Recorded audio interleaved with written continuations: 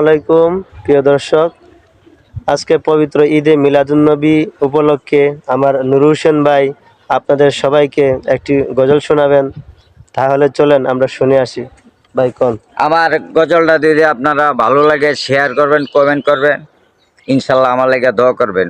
ভুল হয়ে গেলে ক্ষমা করবেন। আসসালামু আলাইকুম।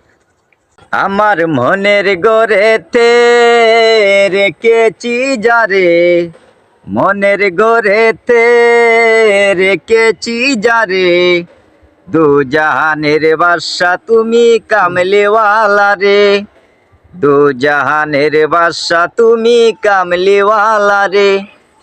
আদি পিতা আদম যখন মুসিবতে পড়ে, মুদের নবীর উসিলাতে আল্লাহ কবুল করে।